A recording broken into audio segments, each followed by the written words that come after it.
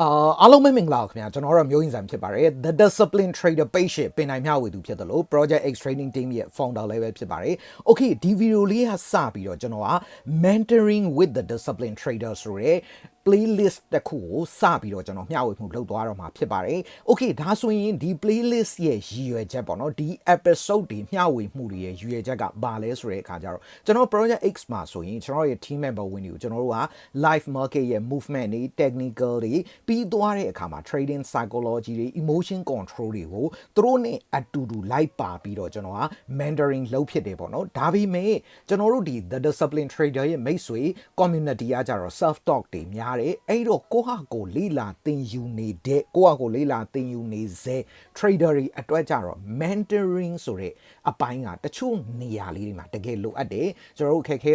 နော် barrier တွေကြုံတွေ့ရတယ်အဲ့ဒီလိုမျိုးအဟန့်အတားလေးတွေဖြစ်သွားတဲ့အချိန်မှာဒါကိုဘယ်လိုကျော်လွှားရသလဲဆိုတဲ့နီးဘေးလမ်းပြမှုပေါ့နော်ကျွန်တော်တို့ mentoring တစ်ခုရှိတယ်ဆိုရင်ပို့ပြီးတော့အချိန်မြန်နဲ့ပို့ပြီးတော့ကျော်လွှားရတာနော်ယုံကြည်မှုပိုရှိစေတယ်ပေါ့နော်အဲ့ဒီအတွက်ကြောင့်မလို့ဒီကွက်လက်လေးကိုကျွန်တော်ကမျှဝေမှုတစ်ခုအနေနဲ့ episode တွေတောက်လျှောက်လှုပ်သွားပြီးတော့ကျွန်တော်အနေနဲ့မျှဝေမယ်လို့ပြင်ဆင်ထားတယ်ပေါ့နော်အဲ့ okay ဒါဆိုရင်အခုဒီ episode မှာကျွန်တော် episode 1မှာပေါ့နော်ကျွန်တော်ဘယ်အပိုင်းကိုပြောသွားမလဲဆိုတဲ့အခါကျတော့ဒီ emotion နဲ့ပတ်သက်တဲ့အပိုင်းပေါ့ကျွန်တော်တို့ဒီ trader life ကိုရှောက်လှမ်းကြတဲ့အခါမှာ especially self story အနေနဲ့ဆိုရင် trade တစ်ခုကို trade လိုက်တယ် trade ပြီးသွားတဲ့နောက်မှာကျွန်တော်နိုင်သွားတယ်ဆိုရင်တော့ပြဿနာမရှိဘူးဗျဘာလို့လဲဆိုတော့ emotion ကသူ့အနေနဲ့သူအဲ့ဒီအချိန်မှာနိုင်နေတယ်ဆိုရင်ကောင်းနေတယ်ပေါ့နော်ဒါပေမဲ့ဘယ်အချိန်ဒီမှာပြဿနာတက်လဲဆိုတဲ့အခါကျတော့ရှုံးလာတယ်သို့မဟုတ်နိုင်တာတွေကရော့လာတယ်ဆိုတဲ့အခါမှာ emotion က stable မဖြစ်တော့ဘူးနော်စိတ်ဒီ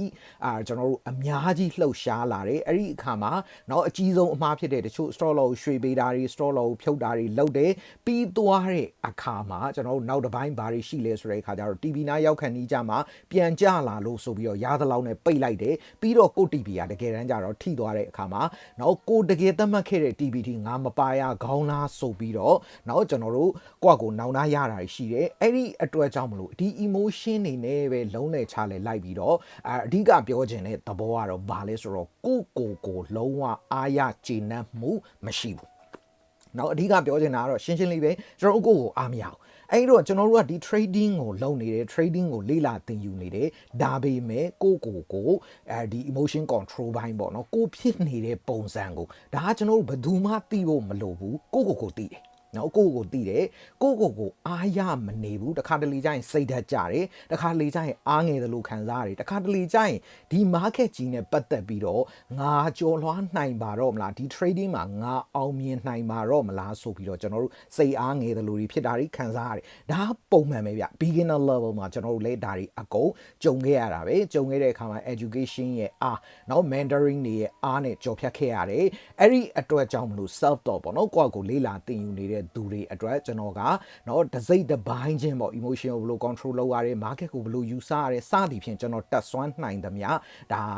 public မှာ mentoring အနေနဲ့ sharing episode လေးတွေလုပ်သွားတော့မှာဖြစ်ပါတယ် okay အဲ့တော့ emotion ဘိုင်းကိုကျွန်တော်ဒီ video မှာ focus လုပ်ပြီးတော့ပြောပါမယ်နော်အဲ့တော့ကျွန်တော်အနေနဲ့ကျွန်တော်ယုံကြည်ချက်ဘာရှိလဲဆိုတော့တကယ် trading successနော်အတူအယောင်အောင်မြင်မှုကိုပြောတာမဟုတ်ဘူးတကယ် trading မှာအစစ်အမှန်ကိုယ်တိုင်အောင်မြင်သွားတဲ့ trading success ကိုရဖို့အတွက်ဆိုရင်လူတစ်ယောက်ကအပိုင်းနှစ်ပိုင်းကြော်ဖြတ်ရတယ်လို့ကျွန်တော်အနေနဲ့ယုံကြည်တယ်ပထမတစ်ခုကဘာလဲဆိုတော့ကျွန်တော်တို့ဒီ beginner level စရောက်လာတဲ့အခါမှာရှုံးပြီးကိုပေးထားတဲ့ stop loss ပေါ့နော်ဒါအရန် beginner ကာလတွေမှာဆိုရင်တော့ stop loss ဆိုတာပေးရကောင်းမှန်းလည်းမသိဘူး stop loss ဆိုတာမပေးမိတာတွေရှိတယ်အဲ့ဒီကနေ stop loss ဆိုတာပေးရမယ်ဆိုတာသိလာတယ်အဲ့တော့ပေးတယ်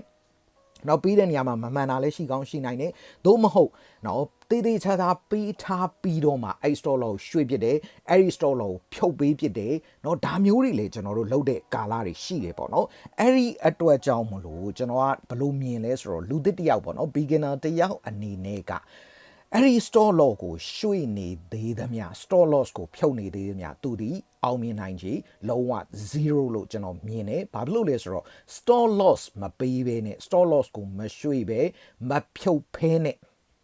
နော်ကျွန်တော်တို့ဒါ stop loss ကိုမပေးပဲထားတာရှိမယ်ပြီးသွားရင်ကျွန်တော်တို့က stop loss ကိုရွှေ့နေသေးတယ်ဖြုတ်နေသေးတယ်ဆိုသမျှအဲ့လူတယောက်ကလုံးဝမအောင်မြင်နိုင် နော်အဲ့တော့50% လို့ကျွန်တော်ခက်ကြမ်းကြမ်းပြောရင်နော်သူဒီခြေလန်းတစ်လန်းကိုပဲအချိန်မှာစပြီးတော့လှမ်းလိုက်နိုင်တယ်လို့သတ်မှတ်နိုင်တယ်ဆိုတော့ stop loss ကိုပေးတယ်တိကြကြတေးချာပေးတတ်သွားပြီပြီးသွားရင်အဲ့ဒီကိုပေးထားတဲ့ stop loss ကိုလုံးဝမဖြုတ်ဘူး stop loss ရွှေ့တာတွေလုံးဝမလုတ်တော့တဲ့အချိန်ပေါ့နော်ကျွန်တော်တို့ break even တွေ trailing တွေယူတာကလွဲလို့ကိုယ့်ရဲ့ stop loss ကိုလုံးဝမဖြုတ်တော့တဲ့အချိန်လုံးဝမရွှေ့တော့တဲ့အချိန်အဲ့ဒီဒဏ်ကိုခံနိုင်သွားတဲ့အချိန်မှာလူတယောက်က50% လောက်ဒါအောင်မြင်မှုခြေတလှမ်းကိုချလိုက်ပြီလို့ကျွန်တော်အနေနဲ့ယုံကြည်တယ်။ Okay ဒါဆိုရင်နောက်တလှမ်းကကောဆိုတဲ့အခါကျတော့ stop loss တော့မရွှေ့တော့ဘူးမဖြုတ်တော့ဘူးဒါပေမဲ့နော်ကျွန်တော်တို့ဒါ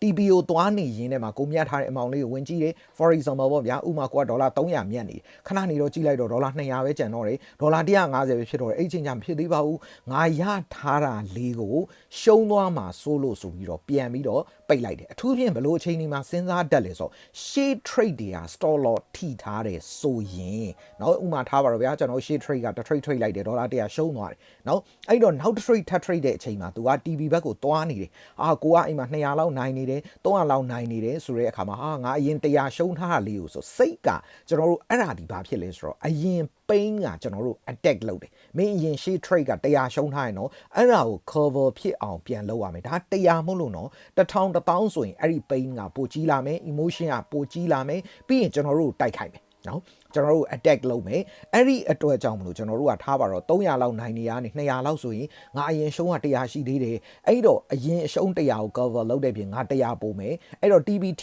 မထီငါခုချိန်ပိတ်ရင်200ရမယ်ဆိုရဲအတွေးမျိုးကတွေးလာတယ်တကယ်လို့ရှင်းပါတာကျွန်တော်က2 trade လောက်ရှုံးထားရင်ပိုဆိုးတယ်ရှေ့က2 trade ကဥမာ100ဒေါ်လာ100ရှုံးထားတယ်ဆိုရင်ဒေါ်လာ200ရှုံးထားတယ်ဟာခုနက300တော့ကိုစိတ်ကတွေးမှာပဲဗျာဘာလို့ဆိုတော့ကျွန်တော်တို့ကလူသားတွေလीနော်အဲ့တော့ရှေ့မှာ2 trade က100ရှုံးထားတယ်နော်ငါ200တောင်ရှုံးထားတယ်အခု300ဆိုတော့ဟာငါဒီချိန်ပိတ်လိုက်ရင်ငါ100မြတ်မယ်နော်ရှေ့2 trade ကိုလည်း cover ဖြစ်မယ်ဆိုတဲ့အခါမှာနောက်မှပဲစီကံလိုက်နာတော့မယ်အခုတော့ရတာလေးအရင်ထည့်လိုက်အောင်မယ်ဆိုတဲ့စိတ်မျိုးဖြစ်လာတယ်အဲ့လိုတွေးမျိုးတွေးလာတယ်အဲ့ဒီကနေ300မှာကျွန်တော်ခုနပြောတယ်လို့ပေါ့နော်200လောက်လည်းဖြစ်ကောငါအရင်ရှုံးထားတာလေးကာမိအောင်ပြန်လှုပ်လိုက်အောင်မယ်ဆိုပြီးတော့ပိတ်ချလိုက်တယ်အများစုကအဲ့လိုတွေးတယ်အဲ့လိုလုပ်လို့ရှိတယ်ဒါ beginner ရဲ့သဘောတဘာဝပဲနော်အဲ့ဒါကိုကျွန်တော်တို့ကအပြစ်တင်တာမဟုတ်ဘူးဒီခြေနေကိုကြော်လွှားနိုင်ဖို့လိုတယ်ဆိုတာကိုပြောပြတာ trading success ကိုတကယ်ရဖို့ကကျွန်တော်တို့အဲ့လိုလေး trade လိုက်ရှုံးလိုက်နိုင်လိုက်နောက်ပိတ်တင်တာရှိတယ်ထင်ပြီးတော့ကိုယ့်ကိုပိတ်လိုက်အဲ့ဒီလိုလုပ်နေတယ်ဗျာကျွန်တော်တို့ကမအောင်မြင်နိုင်ဘူးဘာဖြစ်လို့လဲဆိုတော့တည်ငြိမ်တဲ့ရလဒ်တစ်ခုနဲ့တည်ငြိမ်တဲ့ system တစ်ခုမရှိဘဲနဲ့ကျွန်တော်တို့ဒီအဲ့လိုပဲနိုင်လိုက်ရှုံးလိုက်နော်ပြီးသွားရင်ကို cover ဖြစ်အောင်ရတာလေးပြန်သိမ်းလိုက်အမောင်ကြီးတဲ့လူဆိုပို့ဆိုးမယ်နော်အဲ့ဒီလိုလုပ်နေတယ်အဓိကရလာတဲ့ရလဒ်ကတော့ကျွန်တော်ခုနပြောခဲ့သလိုနော်ကိုအားမရဘူးဆိုတဲ့ result ရလာတယ်အဲ့ဒါတွေအားလုံးက emotion ကြောင့်ပဲအဲ့တော့ဒီ episode ကဘာပြောချင်လဲဆိုတော့အဲ့ emotion ကကျွန်တော်တို့ဘယ်လိုထိန်းမှရမလဲဆိုတဲ့ဟာကိုကွက်ကွင်ပြောသွားမယ်ပေါ့နော်အဲ့တော့ကျွန်တော်တို့က trading success ကိုတကယ်လိုချင်တယ်ဆိုရင်ခြေလန်းစုံရနိုင်ရမယ်ပထမတစ်ခုကဘာလဲကျွန်တော်တို့ stop loss တေးချာပေးတတ်မယ်အဲ့ stop loss break even trillion လွဲလို့လုံးဝမရွှေ့ရဘူးမဖြုတ်ရဘူးနောက်တစ်ခုကကိုပေးတဲ့ TP ကိုထိတဲ့အထိကျွန်တော်တို့ဘာနေစောင့်နိုင်ရမယ်အဲ့ဒါကျွန်တော်တို့အရန်အရေးကြီးတယ်နော် okay အဲ့တော့ကျွန်တော်တို့ကနော် foundation ကအဓိကဘာလဲဆိုတော့ဟုတ်ပြီဒါဆို emotion ကို control လုပ်မယ်ဘယ်လိုလုပ်မလဲကျွန်တော်တို့တရားထိုင်ရမှာလား no မဟုတ်ဘူး emotion ကငါ emotion ကိုထိမ့်မယ်ငါ emotion ကိုထိမ့်မယ်ဆိုပြီးကျွန်တော်တို့ထိုင်ပြီးကိုယ်စိတ်ကိုထိမ့်ပြီးတော့ကိုယ်လက်ကြီးကိုချုပ်ထားလို့လေမရဘူးသိလား emotion ဒီကျွန်တော်တို့ system လို့ခေါ်တဲ့စနစ်နဲ့ထိရတယ်နော်ဒီတိုင်းလေးပဲထိုင်ပြီးတော့ကိုယ်စိတ်ကိုချုပ်တီးနေတာက emotion ကို control လုပ်တာမဟုတ်ဘူးသိလားနော်ကျွန်တော်တို့ကဒီ episode ကိုကျွန်တော်နော် develop လုပ်ဖြစ်တာအဲ့ဒါကြောင့်ပဲဘာဖြစ်လို့လဲဆိုတဲ့အခါကျတော့ကျွန်တော်တို့ရင်တော့ငါဒီနေ့ကစ emotion ကိုထိန်းတော့မယ်ဆိုထိန်းနေဆိုအဲ့ဒါ emotion ကို control လုပ်တာမဟုတ်စိတ်ကိုချုပ်တီးထားတာအဲ့တော့ကျွန်တော်တို့စိတ်ပင်ပန်းနေနော်မခံစားနိုင်နော်လိုတာထက်ပိုပြီးတော့လေအဲ့ဒီ emotion ကိုလိုက်ပြီးတော့ချုပ်ပြီးနေရတယ်အဲ့တော့ emotion ကို control လုပ်တယ်ဆိုတာကျွန်တော်ငြိမ်လေးထိုင်ပြီးငါစိတ်ကိုတော်ပြီးငါဖုန်းမကြည့်တော့ဘူးငါစိတ်ကိုငါထိမ့်မယ်အဲ့လိုတွေထိုင်អော်နေတာမျိုးမဟုတ်ဘူးစနစ်တကျကျွန်တော်တို့လုပ်တဲ့နီလန်ရှိပါတယ်အဲ့တော့ကျွန်တော်တို့အဲ့ဒီ emotion ကို control လုပ်ခြင်းအဓိက foundation ကဘယ်မှာချရလဲဆိုတော့ planning your exit before you take action ကျွန်တော် theory တွေအရင်ပြောသွားမယ်ပြီးမှမနေ့က ကျွန်တော် DB နှစ်ခုထိခဲ့တဲ့ Solana market မှာကျွန်တော်သွားပြီးတော့เนาะကျွန်တော်ဘယ်လို emotion ကို control လုပ်ခဲ့တယ်လဲဆိုတာကို market condition နဲ့တခါတည်းတွဲတည်းပြသွားမယ်เนาะအဲ့တော့ကျွန်တော်တို့မှတ်မှာက planning your exit before you take action เนาะအဲ့တော့ကျွန်တော်တို့ action မယူခင်မှာ exit strategy ကိုတည်တည်ချာချာချပါအဲ့တော့မေးစရာတစ်ခုရှိတယ်အခု exit strategy ဆိုတာဘာလဲဆိုတော့ကျွန်တော်တို့ exit strategy ဆိုတာဒီကျွန်တော်တို့ရဲ့ TP ဘယ်မှာယူမယ်ကျွန်တော်တို့ stop loss ဘယ်မှာပေးမယ်ဆိုတာနောက်တစ်ခုကဘာလဲဆိုတော့ကျွန်တော်တို့ action plan ခေါ်တာပေါ့နော်ငါဘာကြောင့်ဝင်ခဲ့တယ်ဆိုတဲ့အချက်၃ချက်ကျွန်တော်တို့မှာရှင်းရှင်းလေးပဲအဲ့တော့ရှင်းအောင်လုပ်ရမှာဒီဘာလဲဆိုတော့ဘယ်နေရာကြမှငါထွက်မယ်ဆိုတဲ့ exit strategy မှာ stop loss ကို TP ရောရှင်းရှင်းလင်းလင်းသိရမယ်နောက်တစ်ချက်ကကျွန်တော်တို့ဘာကြောင့်ဒီ trade ကိုဝင်ခဲ့တာလဲဆိုတာကိုယ့်အကိုတိတိကျကျသိရမယ်နော်အဲ့တော့အရေးကြီးဆုံးကတော့ဘယ်ဟာစလဲဆိုတော့ simplicity ရိုးရှင်းမှုနော်အဲ့တော့ကျွန်တော်တို့ development ကိုတိုးတက်ချင်တယ်ဟုတ်တယ်အခုကျွန်တော်ဒီအခြေအနေမှာဒါကိုယ့်ဟာကိုပွင့်လင်းဖို့လိုတယ်ယူသားဖို့လိုတယ်ကျွန်တော်ကိုလုံးဝအားမရဘူးအဲ့ဒီလိုမျိုး store လောက်ဖြုတ်တာတွေ TV ကိုရွှေ့တာတွေ TV မရောက်ခင်ပိတ်တာတွေနော်ဘာကြောင့်ဝင်လိုက်မှမသိဘူးဆိုပြီးတော့နောင်ထားပြန်ရတာတွေအဲ့ဒီလိုမျိုးအခြေအနေကနေကျွန်တော်တို့တကယ်တိုးတက်ချင်တယ်ဆိုကျွန်တော်တို့မှာ system တစ်ခု develop လုပ်ရမယ်အဲ့ဒီ development အတွက်အရေးကြီးဆုံး core principle ဒီပါလဲဆိုတော့ simplicity ရိုးရှင်းမှုဒီကျွန်တော်တို့လုံးဝတကယ်ကို key ပဲ powerful အဖြစ်ဆုံးအရာပဲ simplicity is key နော်အဲ့တော့ကျွန်တော်တို့ကစိတ်ထဲမှာအမြဲတမ်းဗာဆွဲထားရမယ်ဆိုတော့ simplicity ဒီကျွန်တော်တို့အတွက်အရေးကြီးဆုံးပဲရိုးရှင်းမှုဒီအရေးကြီးဆုံးပဲနော်အဲ့တော့ကျွန်တော်ဒီမှာသဘောကျတဲ့စာသားလေး theory တချို့ပြောရရင် the best trading systems are often the simplest ones တဲ့နော်အဲ့တော့ကျွန်တော်တို့အကောင်းဆုံး trading system ဆိုတဲ့အရာတွေကကျွန်တော်ရှုပ်ထွေးပြီးတော့လူတိုင်းနားမလည်နိုင်တဲ့အရာတွေမဟုတ်ဘူးသူတို့တွေဟာ the simplest one အယိုးရှင်းဆုံးအရာတွေဖြစ်လိမ့်ရှိတယ် They isn't because complex system can work အဲ့တော့ရှုပ်ထွေးတဲ့ system တွေအောင်အလုံးမလုံးတာလားဆိုတော့မဟုတ်ဘူး complex system တခုကို develop လုပ်နိုင်ဖို့ဆိုရင်အဲ့ဒီလူရဲ့ experience လို့ခေါ်တဲ့အတွေ့အကြုံနောက်ပြီးတော့သူ့ရဲ့ education လို့ခေါ်တဲ့ပညာရဲ့ဝမ်းစာအခန်းအများကြီးပဲကျွန်တော်တို့နောက်ခံ financial background တွေအများကြီးเนาะသူရယူနိုင်တဲ့ data support တွေအဲ့ဒီအရာတွေအကုန်လုံးပေါင်းစပ်ပြီးတော့မှ complex system တွေအလုံးမလုံးဘူးလို့ပြောတာမဟုတ်ဘူး complex system ကိုထိန်းနိုင်ဖို့ဆိုအဲ့ဒီလူကလည်း highly experienced and educated ဖြစ်ကိုဖြစ်ရအရန်အတွေ့အကြုံများရမယ်เนาะပြီးသွားတဲ့အခါမှာပညာရဲ့ဝမ်းစာအရန်ကောင်းရမယ်အဲ့တော့ကိုက beginner ပဲရှိသေးတယ်ကျွန်တော်လူတော်တော်များများပေါ့ကျွန်တော်အပါဝင်လဲ beginner level တော့ဆိုကျွန်တော်လည်းထင်ခဲ့တယ်အရန်ကိုရှုပ်ထွေးပြီးတော့အဆင့်မြင့်လုံးတဲ့ trading system တွေတည်ဆောက်နိုင်မှာငါတို့နိုင်မယ်လို့ထင်ခဲ့ဘူးတယ်เนาะလုံးဝလွဲမားစွာတေးခဲ့ဘူးတယ်ဒါပေမဲ့အဲ့ဒီ trading system တွေကအလုံးမလုံးတာမဟုတ်ဘူးအဲ့ဒီ system တွေကို complex system တွေကိုကျွန်တော်တို့ကကင်တွယ်နိုင်စွမ်းမရှိသေးတာhighly educated highly experienced မဖြစ်သေးတာအဲ့ဒီအတွက်ကြောင့်မလို့အကောင်းဆုံးကဘာလဲဆိုတော့အခုချိန်ခါမှာနော်အယိုးရှင်းဆုံးသော trading system တွေကအကောင်းဆုံးပဲဘာကြောင့်လဲဆိုတော့ကျွန်တော်ဒီစကားသိအောင်ကြိုက်တယ် simplicity brings clarity နော် simplicity ရိုးရှင်းမှုကသာလေ clarity ဆိုရဲနော်ကျွန်တော်တို့ clarity လို့ခေါ်တယ်နော်ကြည်လင်မှုရှင်းလင်းမှုကိုယူဆောင်လာနိုင်တာ simplicity brings clarityနော်အဲ့တော့ clarity ကကျွန်တော်တို့ဘာလုပ်ပေးလဲဆို reduce short ပေးတယ် the chance of error ကျွန်တော်တို့မှားနိုင်ကြီးတွေကို short ပေးတယ်နော်ပြီးသွားတဲ့အခါမှာ makes it easier to identify what is driving your result နော်ကျွန်တော်တို့ရဲ့ result တွေကိုနော်ဘယ်အရာတွေက driving မောင်းနှင်နေလဲဆိုတော့ identify ကျွန်တော်တို့ identify လုပ်ဖို့အတွက်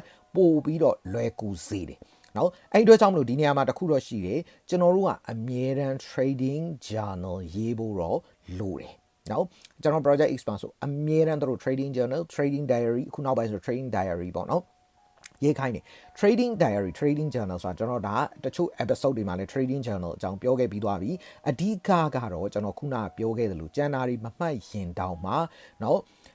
ကိုဘာကြောင့်ဒီ trade ကို trade ခဲ့တယ်လဲဆိုတဲ့ကျွန်တော်တို့ရဲ့entry ကို သေးသေးချာချာဂါဂနာနာရှင်းရှင်းလင်းလင်းရေးတတ်ရမယ်ပြီးသွားရင် exit strategy လို့ခေါ်တဲ့ stop loss နဲ့ TPO ဘာကြောင့်ဘယ်နေရာမှာယူခဲ့တယ်ဆိုတာလေးကိုတော့ကိုကသေးသေးချာချာ journal မှာရေးနိုင်ရမယ်နော်အဲ့လိုရေးနိုင်မှာကျွန်တော်က trading journal လေးကိုပြန်ကြည့်လိုက်တဲ့အခါမှာကိုယ့်ရဲ့ result တွေเนาะကျွန်တော်တို့ရဲ့ result က positive လား negative လားဟုတ်တယ်မလားကောင်းတဲ့ရလဒ်ရနေတယ်ဆိုရင်ဘယ်လိုမျိုး trading strategy ကကိုယ့်ကိုကောင်းတဲ့ရလဒ်တွေပေးနေတာလဲเนาะဘယ်လိုမျိုး trading strategy ကကျွန်တော်တို့ကိုစိုးတဲ့ရလဒ်တွေပေးနေတာလဲဆိုရယ်ကိုယ့်ရဲ့ရလဒ်ကိုဘယ်အရာကမောင်းနေနိုင်တယ်လဲမောင်းနေလဲဆိုတာကို identify ကျွန်တော်တို့စမ်းစစ်တဲ့အခါမှာ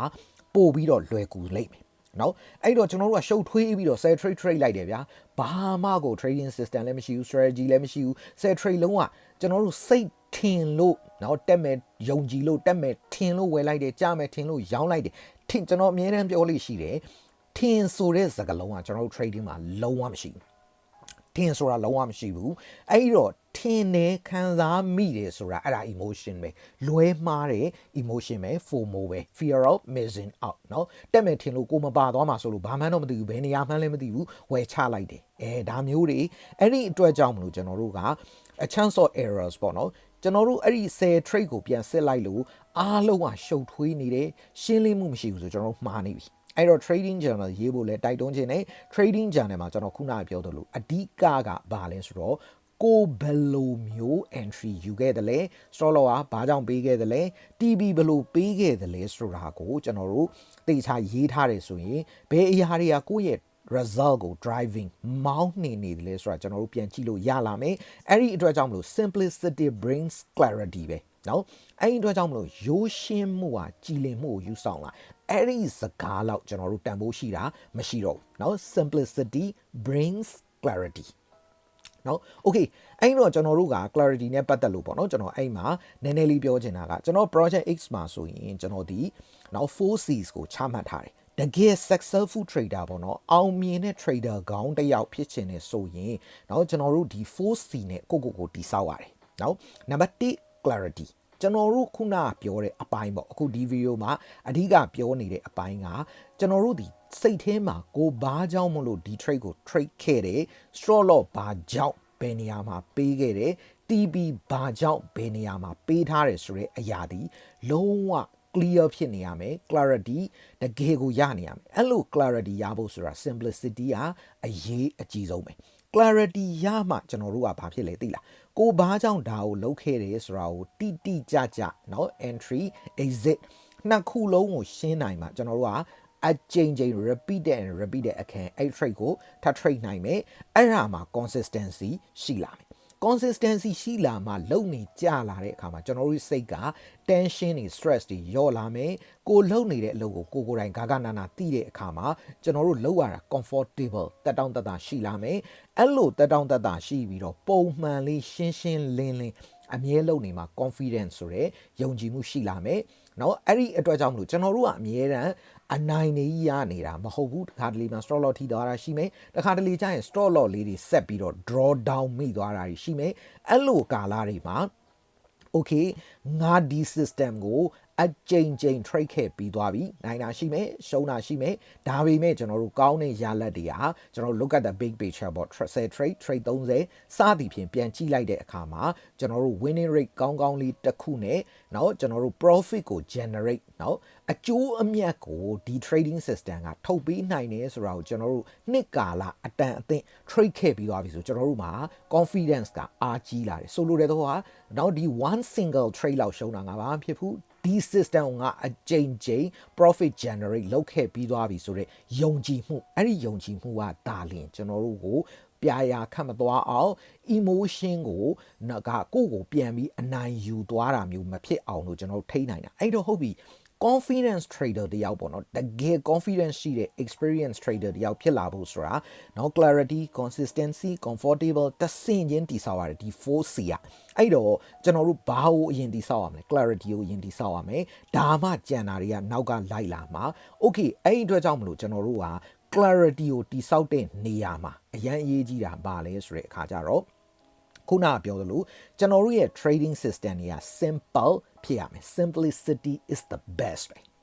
နောက်တစ်ချက်ကကျွန်တော်ဒီမှာ Warren Buffett ကိုနည်းနည်းလေးပြန်ပြီးတော့ refer လုပ်ချင်တယ်အဲ့တော့ Warren ပြောခဲ့သလိုပဲပေါ့နော် you don't have to be an expert on every company ဒါကတော့ तू က stock တွေအတွက်ပြောတာပေါ့နော်ကျွန်တော်တို့ကဒီ company တိုင်းရှိသမျှရဲ့ company တွေအကြောင်း expert ဖြစ်နိုင်ဖို့မရှိဘူးတဲ့အဲ့ဒီအတွက်ကြောင့်မလို့ you only have to be able to evaluate companies within your circle of competence အဲ့တော့ तू ကဘယ်လို company တွေဘယ်လို stock တွေကိုရွေးသင့်တယ်လဲဆိုတော့ circle of competence ပေါ့နော်အဲ့တော့ circle of competence နဲ့ပတ်သက်ရင်ကျွန်တော်တို့ဘာရှိမလဲဆိုတော့ကျွန်တော်အတူချုပ်ပဲပြောသွားတော့မယ် Warren Buffett ဒီအမြဲတမ်းကျွန်တော်တို့ trader တွေ investor တွေဒီ circle of competence မှာနေဖို့တဖွာဖွာပြောတယ်အဲ့တော့ circle of competence ဆိုတော့ what you know ကိုတိတိကျကျသိရမယ် that matters to your business ကိုအတွက်အရေးကြီးရမယ် importance ပေါ့နော်ပြီးရင် you can control ကိုထိန်းချုပ်နိုင်ရအဲ့တော့ကျွန်တော်တို့ကemotion တွေဖြစ်လာပြီတကယ်လို့ negative thoughts တွေဖြစ်လာပြီဆိုကျွန်တော်အမြဲတမ်းဒါလေးကိုစဉ်းစားတယ် okay ၃ချက်ပေါ့ understanding control importance ပေါ့circle of competence မှာဒီဟာကိုငါနားလဲလားဒါငါအတွက်အရေးကြီးလားပြီးတော့ငါထိန်းချုပ်နိုင်လားအဓိကအဲ့ဒါပဲကျွန်တော်ဆိုရင်ဘလို့စိတ်ကိုထားလဲဆိုတချို့အရာတွေကျွန်တော်နားလေတယ်ကိုယ့်အတွက်တော့အရေးကြီးတယ်ဒါပေမဲ့ကိုလုံးထိန်းချုပ်လို့မရတဲ့အရာမျိုးဆိုရင် neglect လုပ်လိုက်တယ်အဲ့ဒါကို let go လုပ်လိုက်တယ်ဘာဖြစ်လို့လဲဆိုတော့ကျွန်တော်တို့ကတနေ့ဒါမှာ emotion ပေါင်း16000အကုန်လိုက်ခံစားနေလို့မရဘူးအဲ့အတွက်ကြောင့်မလို့ investing တွေ trading တွေလုပ်တဲ့အခါမှာလည်းဒီစိတ်ကိုပဲသုံးတယ်ကျွန်တော်နားလေရမယ်ကိုယ့်အတွက်တကယ်အရေးကြီးတဲ့အရာဖြစ်ရမယ်နောက်တစ်ခုက control ကိုယ့်ရဲ့ထိန်းချုပ်နိုင်မှုအောက်မှာရှိရမယ်ဆိုရယ် circle of competence မှာနေတယ်အဲ့တော့ crypto တွေနဲ့ပတ်သက်ရင်လည်း clarity ရဖို့ဆိုတာတစ်ခုရှိတယ်ဗျကျွန်တော်တို့ကဒီနေ့ crypto အသစ်တစ်ခုထွက်တဲ့နာမည်ကြားလို့တကယ်ချင်းကပြောလို့ဒီနေ့ကျွန်တော်တို့ square မှာဖတ်လိုက်ရလို့စသည်ဖြင့်ပေါ့အဲ့ဒီလိုမျိုးအရာတွေနောက်ကိုလိုက်နေတယ်ဗျကျွန်တော်တို့ဘယ်တော့မှ clarity ရမှာမဟုတ်ဘူးအဲ့ဒီအတွက်ကြောင့်မလို့ကျွန်တော်ဆိုရင်ဒါ Warren Buffett ရဲ့လမ်းညွှန်မှုလို့ပဲကျွန်တော်မှာအမြဲတမ်း watch list ဆိုတာရှိတယ်ပြီးသွားတဲ့အခါမှာဒီ watch list ထဲမှာကိုယ့်အတွက်တကယ်အရေးကြီးတဲ့ကိုလည်းဂဂနာနားလေတဲ့ crypto တွေနောက်ကိုယ့်ရဲ့အချိန်နဲ့ကျွန်တော်တို့consume လုပ်ပေးနိုင်တဲ့အချိန်အရာကျွန်တော်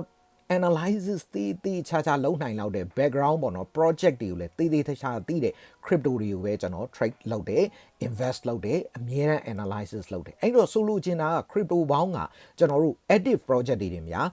နေ့စဉ်ပြောင်းလဲနေမယ် active project တွေ8000ကျော်လောက်ရှိတယ်ထွက်ခဲ့ဘူးတမ project နဲ့ crypto တွေက2000ကျော်တောင်းကနန်းများစွာရှိတယ်အဲ့ဒီအတွက်ကြောင့်မလို့အဲ့ဒီအကုန်လုံးကျွန်တော်တို့လူသားတယောက်ကတနေ့မှာ24နာရီပဲရတယ်ဘလို့မှကျွန်တော်တို့လိုက်ပြီးတော့အဲ့ဒါတွေကို analysis မလုပ်နိုင်ဘူးအဲ့ဒီအတွက်ကြောင့်မလို့အခါတလေဆိုကျွန်တော် YouTube channel တချို့ဘယ်ဟာလေးကို analysis လုပ်ပေးပါဆိုတာ no အဲ့ဒါဒီကျွန်တော်တို့တကယ်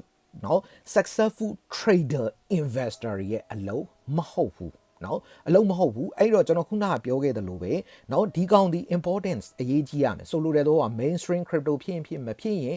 mainstream attention ရထားတဲ့ emerging ဖြစ်ရမယ်ဒီနေ့ဒီ crypto လေးထွက်လာတယ် no crypto တွေကထွက်ခါစားတွေမှာဆိုရင်ကျွန်တော်တို့ alpha တွေပေါ့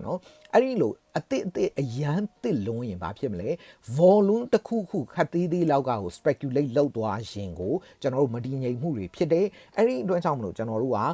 တချို့ဟာလေးတွေကလေ့လာတယ်စောင့်ကြည့်တယ်မှတ်နေတာ knowledge အနေနဲ့လုပ်လို့ရတယ်ဒါပေမဲ့ focus ကိုတော့တန်အောင်ကိုယ့်ကို profit generate လုပ်ပေးနိုင်မယ် crypto တွေပဲတုံးတယ်အဲ့ဒီအတွက်ကြောင့်မလို့ကျွန်တော်ဆိုရင်ရှင်းလေးပဲဘယ်လိုမျိုးရှိတယ်လဲဆိုတဲ့အခါကျတော့ရှိသမျှ crypto တွေအကုန်လုံးကျွန်တော် analysis မလုပ်ဘူးကိုယ့်ရဲ့ watch list ထဲမှာတေးခြားထည့်ပြီးတော့ကျွန်တော် portfolio management မှာတော့လည်းပြောခဲ့ပြီးသားတေးခြားအဲ့ဒီ market တစ်ခုချင်းစီရဲ့ movement ကိုတေးခြားကြည့်တယ်အဲ့တော့ဘာဖြစ်လို့ကျွန်တော်ကဒီနှစ်ချက်ကိုပြောတယ်လဲဆိုတဲ့အခါကျတော့ကျွန်တော်တို့ဒီ clarity ရဖို့ဆိုရင် simplicity simple ဖြစ်ဖို့လိုတယ်အဲ့တော့market တစ်ခုချင်းစီတိုင်းမှာဥပမာ Bitcoin မှာဆိုလဲ Bitcoin ရဲ့ movement လုပ်နေတဲ့ပုံစံရှိတယ်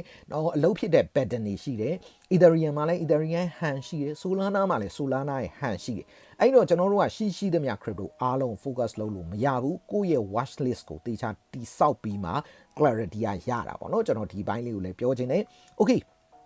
အဲ့တော့ကျွန်တော်တို့ကခုနကပြောသလိုပေါ့တကယ်အောင်မြင်တဲ့ trader တယောက်ဖြစ်ဖို့ကကျွန်တော်တို့ project X ရဲ့ 4CD တအားအရေးကြီးတယ် clarity consistency comfortable confidence အဲ့တော့ confidence ဆိုတဲ့ level ကိုရောက်ဖို့ဆိုရင် clarity ကနေကျွန်တော်တို့စဖို့လိုတယ်okay အဲ့တော့ clarity ကနေကျွန်တော်တို့စဖို့လိုတယ်ဆိုတဲ့အချိန်မှာကျွန်တော် ဘာလေးတစ်ခုဆက်ပြီးတော့နောက်ခုနဟာလေးကိုကျွန်တော်တွားပြခြင်းလဲဆိုတဲ့အခါကျတော့ကျွန်တော်တို့ဒီမှာနော်โอเคအဲ့လိုမျိုးပေါ့နော်ကျွန်တော်တို့ clarity ကနေပြီးတော့စဖို့ပေါ့နော်လိုတယ်ဆိုရဲအချိန်မှာကျွန်တော်ဗာလေးတစ်ခုပြချင်လဲဆိုတော့ဥပမာအနေနဲ့ပေါ့နော်ဒီ technical မှာ simplicity ဖြစ်တဲ့အရာတစ်ခုကျွန်တော် Solana မှာဘယ်လိုသုံးခဲ့တယ်လဲအဲ့ဒီလိုသုံးခဲ့တဲ့အတွက်ကြောင့်မလို့ emotion ကို control လုပ်နိုင်နေဆိုတာကိုတကယ် live market နဲ့ချိန်ပြီးတော့ပြချင်တယ်ပေါ့နော်โอเคအဲ့တော့ Solana နဲ့ပတ်သက်ပြီးတော့ကျွန်တော်ဒီတစ်ချိန်မှာပေါ့နော်Solana ကသူ့ရဲ့ trend နှစ်ခုပေါ့ကျွန်တော်တို့လက်ရှိ current trend ပေါ့နော် live market ရှိမယ်ပြီးတော့ prior trend လို့ခေါ်တယ်သူ့ရှေ့က trend ရှိခဲ့မယ်ပေါ့အဲ့တော့ Solana လဲပဲကျွန်တော်တို့ဒီ2025ခုနှစ်ရဲ့ January ပေါ့နော်ကျွန်တော်တို့ပြောမယ်ဆိုရင်တော့2024 December ကနေစပြီးတော့စလိုက်တယ်ပေါ့နော်ဒီ bearish မှာသူလဲပဲ prior trend ကတော့သူ bearish ဖြစ်ခဲ့တယ်အဲ့ဒါလေးကနေအခုပြန်ပြီးတော့သူပြန်တက်နေတယ်ပေါ့နော်အဲ့ဒီအချိန်မှာကျွန်တော်တို့ဒီ Solana ကဒါကျွန်တော်ရဲ့ favorite pick ထဲလဲအမြဲပါတယ်နော်ကျွန်တော်အမြဲလို့လဲဒါ analysis လုပ်တယ်ကျွန်တော် watch list ထဲအကောင်ဆိုလိုချင်တဲ့သဘောကကျွန်တော်ကရှိသမျှ crypto တွေအကုန်လုံးကိုလိုက်ပြီးတော့ကျွန်တော် analysis တွေလုပ်အကုန် short trade အဲ့ဒါမျိုးမလုပ်ဘူးကျွန်တော်မှာတေးသေးချာချာကိုဘယ် crypto တွေ analysis လုပ်မယ်ဆိုတော့ watch list ရှိတယ်အဲ့ဒါကို analysis လုပ်တဲ့အခါမှာ market တစ်ခုချင်းစီရဲ့ movement ကကိုနဲ့ပို့ပြီးတော့ယဉ်ထီကျွမ်းဝင်လာတယ်ပေါ့နော်အဲ့တော့ Solana မှာကျွန်တော်အဲ့တုန်းကကြည့်ခဲ့တဲ့အချိန်တုန်းကဆိုရင်ဒါကျွန်တော် team ကိုလည်းကျွန်တော် sharing လုပ်ခဲ့တယ် loyalty learners တွေလည်းသိတယ်နော်အဲ့ဒီတော့ဆိုရင်ကျွန်တော်တို့ဒါကသူ့ရဲ့ဒီ swing လေးကဒီလိုမျိုး zigzag လေးနဲ့ကျွန်တော်မြင်လိုက်တဲ့အချိန်မှာနော်ဒီအချိန်လောက်တော့ပေါ့ကျွန်တော်ဘာကိုတွေးမိလဲဆိုတော့ရှင်းရှင်းလေးပဲကျွန်တော်ဒီမှာ Fibonacci setup လေးတစ်ခုလုပ်ပြသွားမယ်ပေါ့နော်အဲ့တော့ကျွန်တော်ဒီမှာ trade လုပ်ခဲ့တာနှစ်ခုရှိတယ်ပေါ့နော် okay အဲ့တော့ကျွန်တော်တို့ပထမတစ်ခုကိုစပြီးတော့ရိုးလေးချင်းကပ်ကြည့်အောင်နော်အဲ့တော့ပထမတစ်ခုမှာကတုံးကကျွန်တော်တို့ဒီမှာရှင်းရှင်းလေးပဲထုံးစံတိုင်းကျွန်တော်ဒီမှာဒါ Fibonacci setup ဆိုတော့ Fibonacci ကျွန်တော်ဆွဲလိုက်တယ်နော် okay အဲ့တော့ Fibonacci ရဲ့သဘောတရားက mass ဖြစ်တဲ့အကြောင်းမလို့ရိုးရှင်းနေ ACC လေးပဲနော်ဒီမှာ simplicity ပဲအဲ့တော့ကျွန်တော်တို့ဒီမှာ swing low တစ်ခုဖြစ်တဲ့ Hori မှာ A ရှိတယ်နော် Hori မှာ swing high ရှိတယ် B ရှိတယ်နော်အဲ့တော့ဒီ swing low နဲ့ဒီ swing high က impulse ပြီးတော့သူ retrace ယူတဲ့အခါမှာကျွန်တော်တို့ရှင်းရှင်းလေးပဲတကယ် Fibonacci ရဲ့နော် Fibonacci ရဲ့ golden ratio ဖြစ်တဲ့ 61.8% မှာကျွန်တော်တို့ဘာဖြစ်လာလဲဆိုတဲ့အခါကျတော့ bullish engulfing ပေါ်လာခဲ့တယ်အဲ့တော့ကျွန်တော်အများရန်ပြောခဲ့တယ်လို့ပဲ shooting star hammer bullish engulfing bearish engulfing inside ball စသည်ဖြစ်ပေါ့နော်ဒါအဓိကကျွန်တော် trade လုပ်တဲ့ candle ဒီမှာ Hori မှာ bullish engulfing ပေါ်လာခဲ့တယ် okay အဲ့တော့ကျွန်တော်မှာကအများရန်ပြောခဲ့တယ်လို့ market edge ရှိတယ်ကျွန်တော်candle သို့မဟုတ် rejection ရှိတယ်ပေါ့နော်ဒီမှာကတော့ဘာပါနေလဲဆိုတဲ့အခါကျတော့ကျွန်တော်တို့ဒီမှာ candle ပါပါတယ်နော်အဲ့တော့ကျွန်တော်မှာ market edge candle ဒီလိုမျိုးရှိတဲ့အခါမှာရှင်းရှင်းလေးပဲ Hori market edge မှာဒီ candle ကို trade လုပ်တာဖြစ်သွားတယ်နော် market edge မှာဒီ candle ကို trade လုပ်မယ် okay ဒါဆိုရင်ကျွန်တော်နော်ထုံးစံတိုင်းပဲကျွန်တော်ကတေးကြတာတစ်ချက်ကဒီ candle ရဲ့အောက်မှာကျွန်တော် stop loss ပေးတယ်ပြီးသွားရင်ကျွန်တော်တို့က aggressive move နော် conservative move ရဆိုရင်အပေါ်မှာ buy stop ပေးမယ် aggressive move အရာဆိုရင်အဲ့ဒီ candle ရဲ့ 50% လောက်မှာကျွန်တော်တဝက်လောက်မှာဖြတ်ပြီးတော့ကျွန်တော် buy မယ်ပေါ့နော်အဲ့လိုမျိုး action ယူလိုက်တယ်အဲ့တော့ကိုဒီနေရာမှာ entry ယူမယ် aggressive ပဲဆိုကြပါစို့နော် 50% လောက်မှာကျွန်တော်တဝက်ကိုဖြတ်ပြီးတော့ buy နေအဲ့ဒီအချိန်ကမှာ stop loss နဲ့ပေးတဲ့ကြားတွေကကျွန်တော်ကဒါကိုကျွန်တော် theory မှာ pips or risk လို့ခေါ်တယ်နော်အဲ့ဒီ pips or risk ထွက်လာပြီဆိုတဲ့အခါမှာကျွန်တော်ဘာလုပ်လို့ရသွားပြီလဲဆိုတဲ့အခါကျတော့နော်ကျွန်တော် position sizing တွက်လို့ရသွားပြီ position sizing တွက်တယ်နော်ကျွန်တော် trade account ရဲ့အမြဲတမ်း 1% ပေါ့နော်အဲ့ဒီ 1%ကို risk management အနေနဲ့ကျွန်တော် position sizing လုပ်တယ်ကျွန်တော်ယူတဲ့ TBD crypto မှာ aggressive move နဲ့ဆိုရင်အမြဲတမ်း 3R ပေါ့3စ 1:3 ကျွန်တော်ရှိရတယ်နော်အဲ့ဒီတိုင်းအကုန် setup လုပ်လိုက်တယ် risk management လုပ်တယ် position sizing လုပ်တယ်အဓိကပြောချင်တဲ့သဘောကကျွန်တော်တို့ရှင်းရှင်းလေးပဲ Fibonacci လေးတစ်ခုဆွဲလိုက်တယ် okay Fibonacci မှာဒါလူတိုင်းသိတယ် 61.8% ဒီဒါ Fibonacci မှာအကောင်းဆုံး default လို့လည်းပြောလို့ရတယ်ဒီနေရာလေးမှာဒီ candle ပေါ်တယ်အဲ့အတွက်ကြောင့်မလို့ကျွန်တော် action ယူဖို့ဆုံးဖြတ်တယ် stop loss ဘယ်နေရာထားရမလဲဆိုတာကိုတိတိကျကျသိတယ်ကို entry ယူတဲ့အခါမှာလည်း Hori bullish engulfing ကို trade လုပ်တာ conservative ဆိုရင်အပေါ်ကနေ buy stop ပေးမယ်ကျွန်တော်တို့ aggressive ဆိုရင် 50% လောက်မှာဖြတ်ပြီးတော့ buy နေကျွန်တော်ဒီနေရာလောက်မှာဖြတ်ပြီးတော့ buy နေ Hori အောက်မှာ stop loss ပေးခဲ့တယ်အဲ့တော့ကိုဘယ်လိုမျိုး action ယူခဲ့တယ်ဆိုတဲ့ entry ကိုလည်းကျွန်တော်တိတိကျကျကျွန်တော်သိတယ်နောက်တစ်ခုကဘာလဲဆိုတော့ stop loss ကိုဘယ်နေရာမှာဘာကြောင့်ပေးခဲ့တယ်ဆိုတာသိတယ်ကျွန်တော်တို့ဒီ candle ရဲ့အောက်မှာပေးတယ်ဘာဖြစ်လို့လဲဆိုတော့ကျွန်တော်ဒီ bullish engulfing ကို trade လုပ်တာ bullish engulfing ရဲ့အောက်မှာ stop loss ပေးခဲ့တယ်အဲ့ဒီဆုံးဖြတ်ချက်ကိုနော်ကျွန်တော်အဲ့ချိန်မှာစိတ်မှာကိုယ့်ကိုဘယ်လိုပြောလဲဆိုတော့အဲ့ဒီဆုံးဖြတ်ချက်ကကိုတိုင်ချခဲ့တာကျွန်တော်ကိုတိုင်ချတာအဲ့တော့ဖြစ်လာတဲ့ responsibility ကကျွန်တော်ကိုတိုင်ယူမှာနော် okay အဲ့တော့ကျွန်တော်တို့က Fibonacci ရဲ့သဘောတရားအရာဆိုရင်ပထမဆုံးကတော့ကျွန်တော် Fibonacci ကိုနော်ကျွန်တော်တို့ 61.8 ရဲ့ Fibonacci ratio ဒီ 161.8 ပေါ့နော်အဲ့ဒီအတွက်ကြောင့်မလို့ကျွန်တော်ဒီ225လောက်မှာကျွန်တော်နော် exit လုပ်မယ်ဆိုပြီးတော့အဲ့ဒီ setup ကိုစခဲ့တယ်ရိုးရိုးလေးပဲနော်ကျွန်တော်တို့ဒါ Fibonacci ရဲ့သဘောတရား 61.8% နော် retrace ယူတယ်ဆိုရင် 61.8% retrace ယူတယ်ဆိုသူ့ရဲ့ extension က 161.8% ဒါပဲရှင်းရှင်းလေးပဲအဲ့တော့ကိုဘာကြောင့်ဝင်ခဲ့တယ်လဲနော်ပြီးတော့ stop loss ကဘယ်နေရာလဲနော်ပြီးသွားတဲ့အခါမှာကျွန်တော်တို့က TP ဒီဘယ်နေရာမှာလဲဆိုတဲ့အခါမှာကျွန်တော်တို့225ကိုယူခဲ့တယ်နော်ဒီ setup ကိုတည်လိုက်တယ်ဒါကပထမတစ်ခုနော်အဲ့ဒီအတွက်ကြောင့်မလို့ကျွန်တော်မှာဒီ setup တစ်ခုရှိသွားခဲ့တယ်နော်ရှိသွားခဲ့တယ်အဲ့ဒီအချိန်မှာကျွန်တော်ဒုတိယ setup ဖြစ်လာတဲ့အကြောင်းရင်းကိုထပ်ပြောမယ်နော်ဒုတိယ setup ရဲ့သဘောတရားကြတော့ तू က127 point နော်ကျွန်တော်တို့2ကိုလည်းရောက်ကော Fibonacci ရဲ့နောက်ထပ် extension တစ်ခုဖြစ်တဲ့နေရာလည်းရောက်ကော तू retrace ပြန်ယူတယ်နော်ဒီနေရာအထိ तू ပထမ target သူသွားခဲ့တယ်ပေါ့ဒါပေမဲ့ကျွန်တော် trade က still ongoing အဲ့တော့ TP မထီသေးဘူး first trade ကနော်အဲ့ဒီမှာကျွန်တော်တို့ကရှင်းရှင်းလေးပဲဒီနေရာလေးကိုရောက်တဲ့အခါမှာ तू က retrace ပြန်ယူရောဘယ်ထိ तू ထွက်နိုင်ခဲ့လဲ 127.2 အဲ့တော့ကျွန်တော်အမြဲတမ်းကျွန်တော် team ကိုတောင်ကျွန်တော် zoom section မှာပြောတယ် market တွေက harmonic ဖြစ်တတ်တယ် market တွေဒီ harmonic ဖြစ်တတ်တယ်နော်အဲ့တော့ market တွေက harmonic ဖြစ်တတ်တယ်ဆိုတော့ तू ကဒီမှာတော့ retrace ဘယ်လောက်ယူခဲ့လဲဆိုတော့ 61.8% ယူခဲ့ဟုတ်ပြီဒါဆိုရင်အခု retrace ယူပြီနော်ဘယ်လောက်ကို retrace ယူတယ်လဲဆိုပြီးတော့ကျွန်တော်အဲ့ဒီ swing ကိုတိုင်းကြည့်လိုက်တယ်နော်အဲ့ဒီ swing ကိုတိုင်းလိုက်တဲ့အခါမှာတွေ့လား61.8% ပဲသူ retrace ထပ်ယူတယ်အဲ့တော့ကျွန်တော်က market မှာဖြစ်နေတဲ့ harmonic သဘောတရားကိုเนาะဆွဲထုတ်လိုက်တဲ့အခါမှာလောလောဆယ်ဒီ solar နားမှာကြီးစိုးနေတဲ့ psychology က 61.8 ကို 127.2 ထွက်ထားတဲ့ဟာလက်ရှိ actual ဖြစ်ထားတယ်เนาะအဲ့တော့အခု 61.8 ကတခါထပ်ပြီးတော့ retrace ယူပြန်ပြီဆိုရင် maybe potential extension ဒီတစ်ခေါက်လည်းဖြစ်နိုင်ခြေနဲ့ဖြစ်တန်စွမ်းရ 127.2 ဟာဖြစ်လာနိုင်တယ်အဲ့တော့ကျွန်တော်ကဒီမှာလဲကျွန်တော်တို့ရှင်းရှင်းလေးပဲယူလိုက်တယ် hori နေရာ A hori နေရာ B အဲ့တော့ C ဒီဘယ်နေရာမှာဖြစ်လဲတွေ့လားရှင်းရှင်းလေးပဲ 61.8% အဲ့တော့ 61.8 မှာဘာပေါ်လာလဲဆိုတော့ inside bar ပေါ်လာတယ်အဲ့တော့ကြောင့်မလို့ကျွန်တော်အဲ့ inside bar ရဲ့အပေါ်မှာ buy stop ပေးတယ်အောက်မှာ stop loss ထားလိုက်တယ်ရှင်းရှင်းလေးပဲနောက် Fibonacci 61.8% ဆိုတဲ့ market edge မှာယူတယ် hori အောက်မှာကျွန်တော် stop loss ပေးခဲ့တယ်ဒီအောက်ကိုနောက် price ရောက်သွားမယ်ဆိုရင်ကျွန်တော်အရှုံးခံမယ်ဘာကြောင့် trade တယ်လဲ Fibonacci 61.8% ဘာ candle ရှိလို့လဲ inside bar ရှိလို့ဆိုပြီးတော့ကျွန်တော် hori အောက်မှာ stop loss ပေးဝယ်ခဲ့တယ်ဒီ stop loss ကိုထိရင်ကျွန်တော်အရှုံးခံမယ်ကျွန်တော်ရဲ့ capital ရဲ့ 1% နော်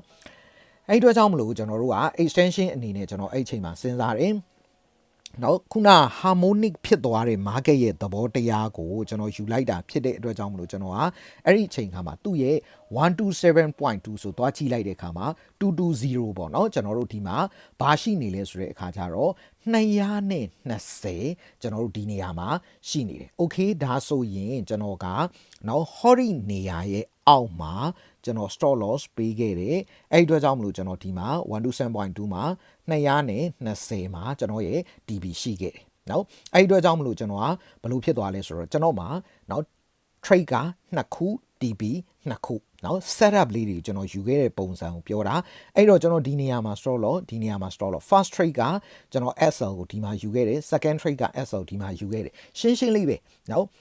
ဒါဆိုရင်ကျွန်တော်တို့ကကျင်းသေးနိုင်မယ်ယုံကြည်လို့ထင်လို့မဟုတ်ဘူးကျွန်တော်ဒီ risk ကိုယူတာ trade လုပ်တယ်ဆိုတာကကျွန်တော် risk ကိုယူတာနော် trading လုပ်တယ်ဆိုတာကနော် risk ကိုယူလိုက်တာအဲ့တော့ကျွန်တော်ဒီမှာဆိုရင်ရှင်းရှင်းလေးပဲ Fibonacci ကိုပဲသုံးပြီး setup လုပ်ပြသွားတယ်เนาะ Fibonacci 61.8% တမျိုးတည်းကိုပဲသုံးတယ်ပထမ trade မှာကျွန်တော် originally 161.8ကို target ယူခဲ့တယ်ဒုတိယမနေ့က DB ထိတယ်ဒုတိယ trade မှာလည်းကျွန်တော်ဗာလုပ်ခဲ့လဲဆိုတော့ market မှာလက်ရှိသူတကယ်သွားနေတာက 61.8 127.2 61.8 127.2 ဆိုတော့အဲ့ဒါကိုထပ်ပြီးတော့ကျွန်တော်ပြစ်တယ်ဟောဒီမှာ bullish engulfing နဲ့တွဲ trade ခဲ့တယ်ဒီမှာ inside bar ကို rejection အနေနဲ့ကျွန်တော်တွဲပြီးတော့ trade လုပ်သွားခဲ့တယ်ရှင်းရှင်းလေးပဲအဲ့တော့ကျွန်တော်ခုနကပြောခဲ့သလိုပေါ့နော် clarity ဆိုတဲ့နေရာမှာเนาะကျွန်တော်ခုနထပ်တလဲလဲပြောခဲ့သလိုပဲကျွန်တော်တို့မှာ clarity ရှိတယ်เนาะပြီးသွားတဲ့အခါမှာ consistency ရှိတယ် okay အဲ့တော့ဒီနေရာကိုပြန်စအောင်အဲ့ဒီလိုရိုးရှင်းတဲ့เนาะ simplicity ကိုသုံးတဲ့အခါမှာကျွန်တော်တို့က clarity ရတယ်ကိုဘာကြောင့် trade ခဲ့တာလဲဆိုတော့သိတယ်ကျွန်တော်ရဲ့ market edge က Fibonacci 61.8အဲ့တော့ပထမတစ် trade ကကျွန်တော် bullish engulfing ကို rejection အနေနဲ့သုံးတယ်เนาะအဲ့တော့ကျွန်တော် 161.8ကိုထားခဲ့တယ်เนาะ okay နောက်တစ် trade မှာကျတော့ market ဒီ 61.8ကို 127.2 ထွက်တယ် market တေက harmonic ဖြစ်တတ်တယ်အဲ့တော့ 61.8ကို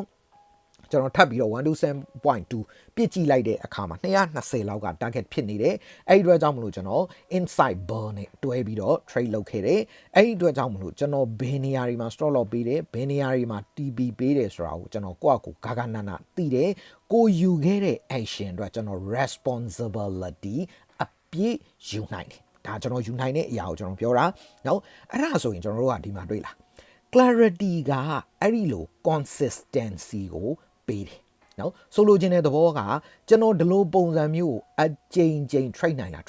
ပေါ့เนาะကျွန်တော်အကြိမ်ကြိမ်ပြန် trade နိုင်တယ်အဲ့ဒီအတွက်ကြောင့်မလို့ကျွန်တော်မှာပါရှိလဲအကြိမ်ကြိမ်လဲဒါကျွန်တော်10စုနှစ် trade ခဲ့ပြီးသွားပြီ consistency ကျွန်တော်မှာရှိလာတယ်เนาะအဲ့တော့ပြောချင်တဲ့သဘောက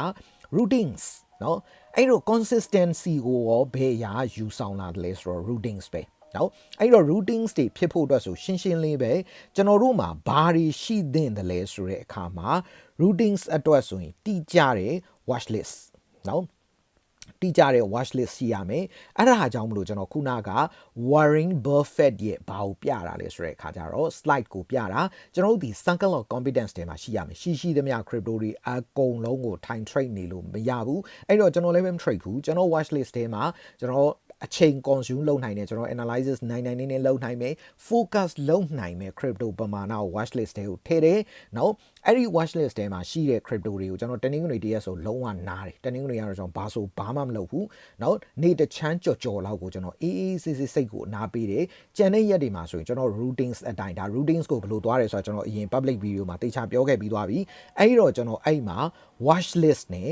ကျွန်တော်တည်တည်ချာချာလုပ်တယ်အပြီးသွားတဲ့အခါမှာ trade တဲ့ကျွန်တော်တို့ trading system ပေါ့နော်အဲ့ဒီ trading system ဆိုလဲရှိသမျှစိတ်ထဲထင်တာ trade လုပ်တာမဟုတ်ဘူးကျွန်တော် horizontal support and resistance trend line Fibonacci အစရှိတယ်မျိုးပေါ့နော်ကျွန်တော်အသုံးပြုတဲ့နော် technical တွေကကျွန်တော် system ထဲမှာကောင်းထည့်ထားတယ်ဘယ်လိုနေရာဆိုရင်တော့ကျွန်တော်ဘယ်လိုဆုံးဖြတ်မယ်ဆိုတာလေးတွေကိုလဲနော်ဒါအမြဲတမ်းနှစ်တွေအကြာကြီးမှာရေးလာတဲ့အတွက်ကြောင့်မလို့ကျွန်တော် trading system ဆိုရင်ဒါတော်တော်လေးပတ်ကားဖြစ်နေပြီအဲ့ဒီ watch list နဲ့အဲ့ဒီ trading system ကိုပဲနော်ထင်ကြီးလုံးဝမဟုတ်တဲ့အရာတွေကိုကျွန်တော်သုံးပြီးတော့เนาะကျွန်တော် routines ကိုကျွန်တော်တည်ဆောက်တယ်เนาะအမြဲတမ်းပုံမှန် trader live ရဲ့ routines လေးနဲ့ကျွန်တော်သွားတယ်ညဘက်ဆိုရင်ကျွန်တော် analysis လုပ်ဆရာရှိရင်လုပ်တယ်မနေ့ကျရင် no ပြီးဆိုရင်ကျွန်တော် trade ဆရာရှိတာ trade လုပ်တယ်နော်အဲ့တော့ကျွန်တော်တို့ကဘယ်နေ့မှာတော့ analysis လုပ်မယ်ဘာကို focus လုပ်နေပြီးစသည်ဖြင့်ကျွန်တော်မှာ routine ဆိုတဲ့ trader life ရဲ့ပုံမှန်လည်ပတ်မှုလေးရှိတယ် noise တွေကိုအဝင်မခံဘူးသတင်းတွေဖတ်ပြီး trader မျိုးတွေမရှိဘူးလုံးဝเนาะကျွန်တော်ဒီအမြဲတမ်းအဲ့ဒီလိုပုံစံနဲ့သွားတဲ့အခါမှာခုနကကျွန်တော်ရှင်းလင်းလေးသွားလိုက်တဲ့အခါမှာ consistency လေးကရလာတယ် clarity ကနေဘယ်ကိုတက်လာလဲ consistency ကိုတက်လာတယ်เนาะအဲ့တော့ကျွန်တော်တို့က consistency ရလာတဲ့အခါမှာဘာရှိလာလဲဆိုတော့ repeated again လောက်လာခဲ့တဲ့အခါမှာကျွန်တော်တို့တစ်ခါတလေကြာရင်ဘာဖြစ်လဲသိလားကျွန်တော်တို့ဒီမှာဆိုရင်ခုနကကျွန်တော်တို့ပြောခဲ့သလိုပဲเนาะဒီ action ကိုယူခဲ့တဲ့အချိန်ကာလတွေမှာဆိုရင်ကြည့်လိုက်စဉ်းစားကြည့်လိုက်เนาะနောက်ဆုံး trade ကိုပဲကျွန်တော်တို့တွေးကြည့်အောင်เนาะဒီကနေပြီးတော့ကျွန်တော်စပြီးတော့ trade လိုက်ပြီးတော့ဒီ TP ထိသွားနေတယ်ဆိုတဲ့ကာလတွေမှာเนาะကြိုးမျောလင့်ထားတာရှိတယ်မမျောလင့်ထားတာရှိတယ်ဥပမာကြိုးမျောလင့်ထားတာဘယ်လိုဟာမျိုးလဲကျွန်တော်ဒီမှာဆိုရှင်းလေးဗျာเนาะကိုက Fibonacci နဲ့ trade လိုက်တယ်ဆိုပေမဲ့เนาะစပြီးတော့ risk ယူတွေကကျွန်တော် Hori candle မှာကျွန်တော် trade လုပ်တယ်သူ့အောက်မှာ stop loss ရှိတယ် နော် Fibonacci သဘောတရားတော့ကျွန်တော် extension ပြစ်ကိုပြစ်တယ်ဒါပေမဲ့နော်အဲ့ဒီ206လောက်ပါနော်အရင်တုန်းကဒီကောင်ဒီဒါ last swing height ဖြစ်ခဲ့တယ်နော်အဲ့ဒီအတွက်ကြောင့်မလို့ကျွန်တော်ကဒီကနေ action ယူပြီး trade လိုက်တယ်ဆိုကြတဲ့ကိုက hori အထိနော်ကျွန်တော်တို့ရောက်ရင်ဒီကောင်က resistant ဖြစ်ခဲ့တာ哦 hori resistant ဒီမှာတွေ့လားအလှုပ်လှုပ်တာပဲပြန်ဆင်းလာတယ်ဒီအထိနော်ကျွန်တော်ဒီအထိမှာတော်တော်မြတ်နေတဲ့အမြတ်တွေကအဲ့ဒီအချိန်မှာသာပြန်သွားကြည့်လိုက်မယ်ဆိုရင်စဉ်းစားကြည့်ရင်ဘယ်လောက်မှမကြံတော့ဘူးကျွန်တော်မြတ်တာဒီဟာလေးပဲကြံတော့တယ်နော်ဒါလေးပဲကြံတော့တယ်အစကဒါကြီးမြတ်နေရကနေကဲဒီလောက်လေးပဲကြံတော့တယ်နော်ဒီလောက်ကြီးမြတ်ရာကနေဒီလောက်ကလေးပဲကြံတော့တယ် emotion မဝင်ဘူးလားဝင်တာပေါ့လူပဲဩငါဒီကောင်ကိုနော်ဒါလေးကိုသာကြော်သွားခဲ့တယ်ဆိုရင်ငါ TV လေးရောက်မှာဒါပေမဲ့မကြော်ခဲ့တော့နော်ဒီမှာ retrace ပြန်ယူလာပြီဆိုတော့ကျွန်တော်ထန်ကုန်နော်အဲ့ဒီကနေပြီးတော့မှဟော bullish engulfing ပေါ်လာပြီနော်ဆိုတဲ့အချိန်မှာ okay ထွက်ပြီဆိုတဲ့အချိန်မှာဒီကနေပြန်ထွက်သွားတယ်တွေ့လားဒီနားရောက်တော့တခါပြန်ကျလာပြန်အောင်အဲ့တော့206 zone က resistant အနေနဲ့ကျွန်တော်တို့ဘာဖြစ်လာလဲဆိုတော့ကျွန်တော်တို့လည်းသိတယ်နော်ကြီးလိုက်တဲ့အခါမှာသူကတဖြည်းဖြည်းဒီ206က Solana မှာ strong ဖြစ်လာတယ်ဒါကြီးက resistant strong ဖြစ်ဒီတစ်ချိန်ဆိုရင်ဒီရတာထပ်ကြမယ်ဆိုရင်ကျွန်တော်ကနော် break even တော့ကျွန်တော်ဒီ candle bullish candle ပေါ်ပြီးသွားတဲ့နောက်မှာကျွန်တော် break even တော့ယူထားပြီးသားရှုံးစရာတော့မရှိတော့ဘူးနော် stop loss ကိုဒီကနေဒီကိုရွှေ့လိုက်တယ်နော် stop loss ကနေ entry ကို initial stop loss ကို entry ကိုရွှေ့လိုက်တယ်အဲ့တော့ကျွန်တော် break even တော့ရပြီးသွားပြီဒါပေမဲ့ဟောဒီ9နေတာကြီးပျောက်သွားတာကိုလူသားတယောက်အနေနဲ့မပြောနိုင်ဘူးနောက်တစ်ခုကဘာရှိသေးလဲဆိုတော့ဟောဒီနေ့မှာဆို TB ကကျွန်တော် TB က220ပါနော်ကျွန်တော် TB က220ပါ218ထိရောက်ပြီဟာမိုက်တယ်ဒီတစ်ခါတော့ငါ TB ထိပြီလို့စိတ်ကမှန်းလိုက်မိတဲ့အချိန်မှာပဲခံစားလိုက်တဲ့အချိန်မှာပဲပြန်ကျသွားပြန်အောင်နော်အဲ့တော့ TB အဲ့ဒီမှာတစ်ခါ TB ထိမလို့မထိမလို့ကနေကျွန်တော်တို့ဒါနော်နှစ်ပတ်ကျော်လောက်ကိုကြာပြီးတော့မှနော်အမျိုးစုံ emotion ပေးပြီးတော့မှထိတယ်โอเคဒါပေမဲ့အဲ့ဒီကာလာတွေမှာကျွန်တော်တို့ဟာကိုရ218ကိုတော့ရောက်နေပြီ220မှာပဲ ATB ကိုပိတ်လိုက်ပါတော့လားတို့เนาะ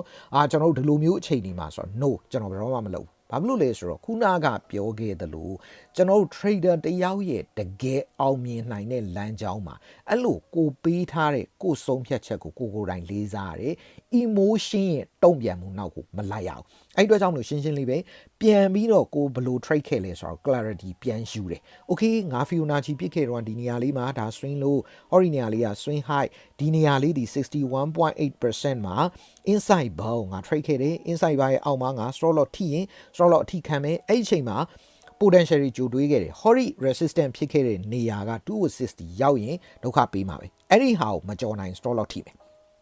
အစကတည်းကကျွန်တော် analysis တွေကြည့်နေတယ်เนาะကြည့်ဘူးတဲ့ lorality learners တွေဆိုသိတယ်ကျွန်တော် trade တစ်ခုကိုပြောရင်ကျွန်တော်ဒီနေရာမှာစဉ်းစားလို့ရတယ်ဒီကိုမကြော်နိုင် stop loss ထိမယ်ဆိုတဲ့စကားကိုကျွန်တော်အမြဲတမ်းထည့်ပြောတယ်ဘာဖြစ်လို့လဲဆိုတော့ဒီ risk ကိုယူနိုင်လို့ဒီနေရာမှာ stop loss ပေးပြီးတော့ကျွန်တော်တို့က trade လုပ်ခဲ့တာအဲ့ဒီတော့စကတည်းက TB လဲထိနိုင်တယ် stop loss လဲထိနိုင်တယ်ဆိုတော့ think in terms of probability ကိုအပြည့်ယူထားခဲ့ပြီးသားအဲ့တော့ price ကကျွန်တော်တို့เนาะ PNL ကိုတွားကြည့်လိုက်တယ်ဆိုရင်ကျွန်တော်တို့ရဲ့ profit တွေကအများကြီးမြင်ခဲ့ရတယ်ဟောအများကြီးပြန်ရော့သွားတာကိုလည်းခံစားရတယ်လူဖြစ်တဲ့အတွက်ကြောင့်မို့ကျွန်တော်တို့ဒီ emotion တွေအားလုံးကရိုက်ခတ်မှုရှိတယ်ကွာသွားတာမှလည်းဆိုတော့တုံ့ပြန်မှုကွာသွားတာနော် emotion ကို control လုပ်နိုင်တယ်ဆိုတာကျွန်တော်တို့ကနော်လုံး emotion မရှိတော့တာကိုပြောတာမဟုတ်ဘူးကို့မှာဖြစ်လာသမျှ beginner မှာရှိတဲ့ emotion မျိုးကျွန်တော်တို့မှာလည်းရှိတာပဲbeginner တွေတွေးတဲ့အတွေ့မျိုးကျွန်တော်တို့ကောင်းထဲမှာလည်းတချီထွက်လာတာပဲဒါပေမဲ့ကွာသွားတာ reaction တုံ့ပြန်မှုဘာတုံ့ပြန်လဲဆိုတော့ okay ဒီဆုံးဖြတ်ချက်တွေကိုခုနကျွန်တော်ပြောခဲ့သလို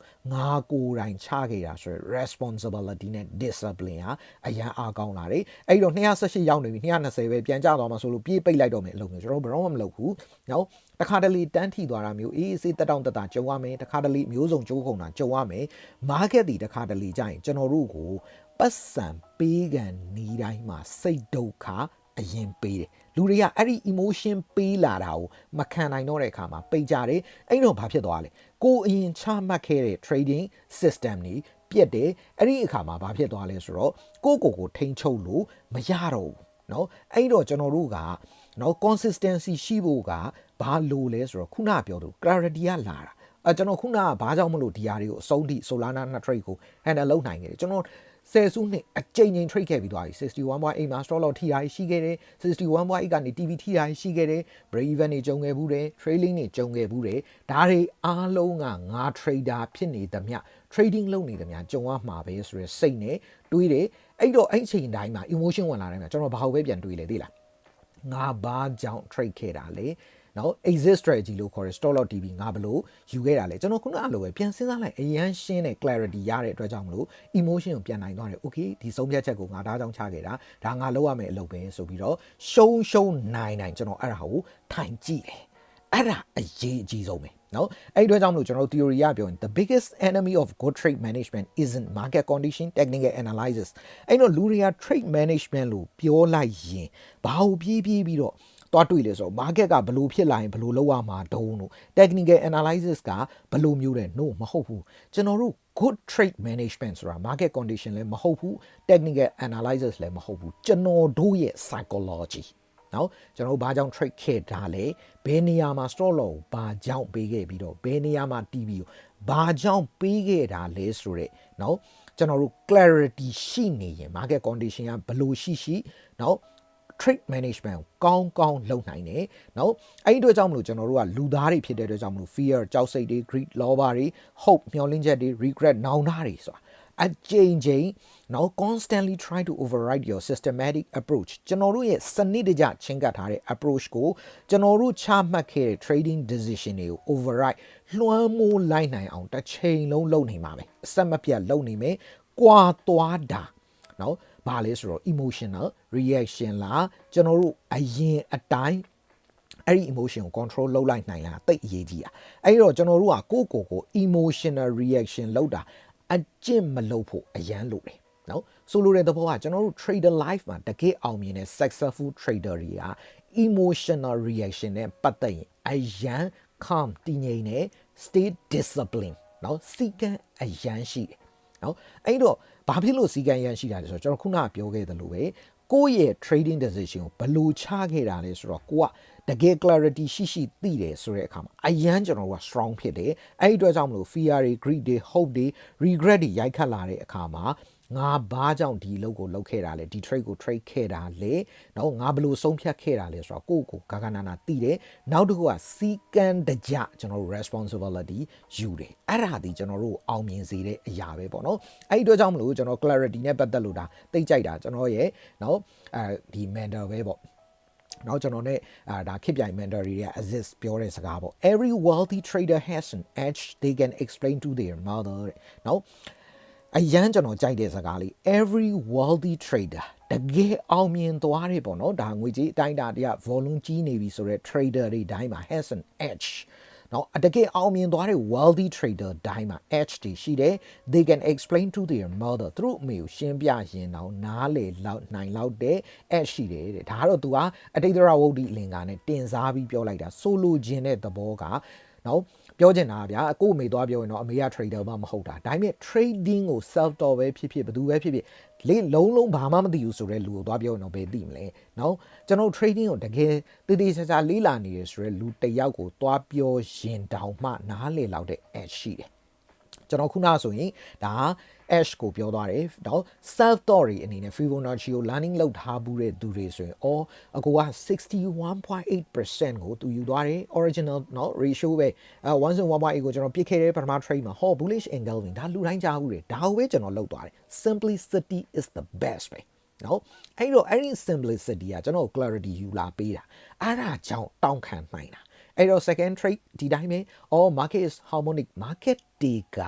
harmonic ဖြစ်နိုင်တယ်အဲ့တော့ 61.8 ကိုသူခဏယူနေတယ်ယူတိုင်း1 to 7အနည်းဆုံးပြန်ထွက်တယ်အဲ့တော့ second trade မှာကျွန်တော် 61.8 သူယူလိုက်တဲ့အချိန်မှာကျွန်တော် inside ball နဲ့ပေါင်းပြီးတော့1 to 7.2 target ယူလိုက်တယ်နော်အဲ့ဒီနှစ်ခုကိုယူလိုက်ပြီးသွားတဲ့အခါမှာကျွန်တော်နှစ် trade ကို handle လုပ်ခဲ့တယ် emotion တွေဝင်လာတိုင်းမှာကျွန်တော်ရဲ့ edge ကိုကျွန်တော်ယုံတယ်နော် clarity ဖြစ်တဲ့အတွက်ကြောင့်မလို့ကျွန်တော်နားလေတယ် simplicity ဖြစ်တဲ့အတွက်ကြောင့်မလို့ clarity ဖြစ်တယ်အဲ့တော့ကျွန်တော်အချိန်ချင်းလဲနောင်လို့မှာဒီချိန်ရှုံးသွားခဲ့ okay ရတယ်ဒီချိန်ပြီးရှုံးလိုက်မယ်နောင် trade မှာ consistently ကျွန်တော် repeated again တစ်ချိန်ပြီးတစ်ချိန်ကျွန်တော်ပြန် trade အောင်မှာပေါ့နော်အဲ့ဒီလိုမျိုးလှုပ်လိုက်နိုင်တဲ့အတွက်ကြောင့်မလို့ကျွန်တော်တို့ဒါပြောမယ်ဆိုရင်ကျွန်တော်တို့ရဲ့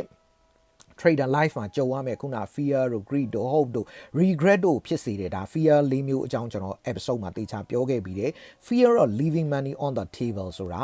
ကိုနိုင်နေတဲ့ profit ရော့လာတိုင်းမှာဒီလောက်နဲ့ရလိုက်တော့မယ်ဆိုတော့အဲ့ဒီနော် regret တို့နော် greed တို့ကိုကျွန်တော်ကြော်လွှားနိုင်သွားတယ် FOMO တွေကိုကြော်နိုင်တယ်ဆိုလိုတဲ့တော့ထင်ဆိုပြီးတော့ကျွန်တော်ဘယ်တော့မှမဝယ်ဘူး okay ငါဒီကောင်လေးကတော့ဒါ Fibonacci သဘောနဲ့သူ zigzag တွေနော် healthy trend တွေတွားနေပြီဆိုရင်ငါ Fibonacci နဲ့ဝင်မယ်ဒါမျိုးလေးတွေပေါ့နော်ကျွန်တော်အမြဲတမ်းဟာတက်တော့မယ်ထင်တယ်ငါဝယ်လိုက်တယ်ဆိုတော့ထင်ကျွန်တော် trader life မှာမရှိဘူးနော် fear of missing out ကိုအဲ့နီးနဲ့ထိန်းတယ်နော် fear of leaving money on the table ကိုလည်းအဲ့နီးနဲ့ထိန်းတယ်ပေါ့နော်အဲ့တော့ကျွန်တော်တို့က fear of losing money ဆိုလဲရှင်းရှင်းလေးပဲကျွန်တော် 1% of the capital ကို one trade တော့တုံးတယ်အဲ့ဒီလိုမျိုးအချိန်မှာဒီ decision ကိုငါဒီလိုတွေချခဲ့တာဆိုတဲ့အတွက်ကြောင့်မလို့ဒါကိုကျွန်တော်ရှုံးမှာမကြောက်ဘူးနောက်တစ်ခုက fear of being wrong ပေါ့နော်မှားမှာကိုလုံးဝမကြောက်ဘူးဆိုလိုတဲ့သဘောပါဗျာရှင်းရှင်းလေးပဲကျွန်တော်တို့ဒါ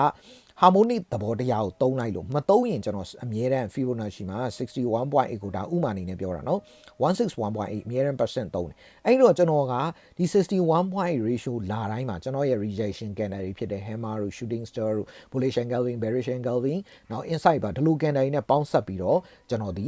rejection တွေနဲ့ပေါင်းဆက်ပြီးတော့ trade လုပ်တယ်နော် target ကိုကျွန်တော်ဘယ်ထိအမြဲတမ်းယူလေးရှိလဲ 161.8 ထိအမြဲတမ်းယူလေးရှိတယ်ဆိုလိုချင်တဲ့သဘောကဒါ setup တစ်ခုကိုပဲပြောပြတာကျွန်တော်မှာအဲ့လို setup ပေါင်းမရေမတွက်နိုင်အောင်ရှိတယ်အဲ့တော့ဒီ setup တွေကတစ်ခုနဲ့အဲ့လို trade လိုက်တဲ့အချိန်မှာ clarity ရတယ်ကျွန်တော်ဒီဟာကိုနားလေတယ်ရိုးရှင်းတယ်အဲ့တော့ရှင်းရှင်းလေးပဲအဲ့လို trade လိုက်တဲ့ကတောင်မှကျွန်တော်ခုနကပြောခဲ့သလိုနောက် Fibonacci ရဲ့သဘောတရားအရာကျွန်တော်တို့က swing A swing B impulse သွားတယ်ပြီးရင်သူ retrace ပြန်ယူလာတယ်